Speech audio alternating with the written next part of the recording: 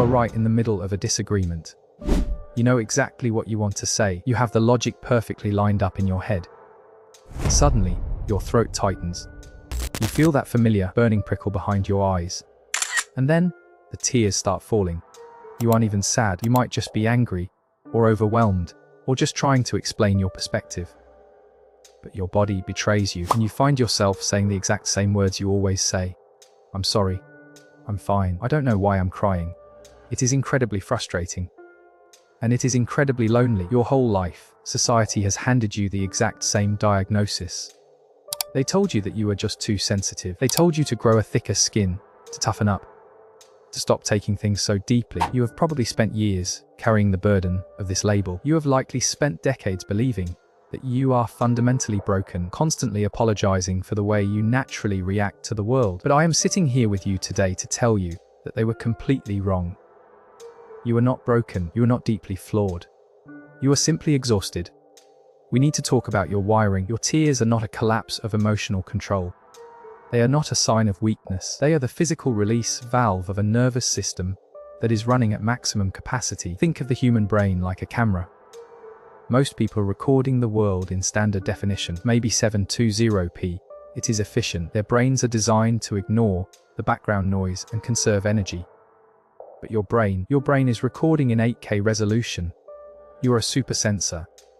Science calls this low latent inhibition. Most brains are built to automatically filter out 90% of their environment, so they don't get tired. But you process absolutely everything. You process the slight shift in someone's tone of voice, the hum of the refrigerator in the background, the micro-expression of disappointment on your coworker's face before they even open their mouth. You take it all in, all at once. When your system absorbs too much of this high-definition data, it gets completely overwhelmed. Your nervous system hits its absolute limit and shifts into a freeze response. Society calls this breaking down or being too emotional.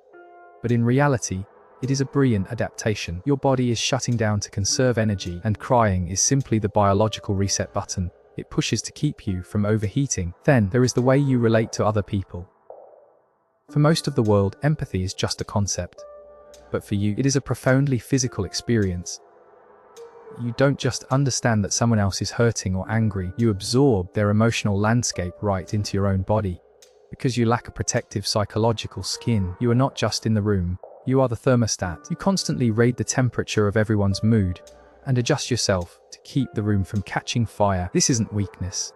This is a highly attuned Fawn response. It is a brilliant strategy for a child in a chaotic environment. Somewhere along the line, you learned that your safety depended on managing the moods of volatile adults. If you manage the emotions of the unpredictable people around you, you prevent the conflict. You abandon yourself to keep the threat happy, so they won't attack you. But playing the thermostat for the entire world is incredibly draining. I see how heavy that is. You can put it down now. And finally, there is the way you process information during a conflict. People might call you an overthinker, or say that you hesitate too much. They do not realize that you are a highly intelligent, hypervigilant protector. When a stressful moment happens, you aren't just reacting to what is right in front of you. Your brain is engaging in deep semantic encoding. You are scanning thousands of past memories, analyzing the current threat, and calculating every possible future outcome to make sure you don't get hurt again.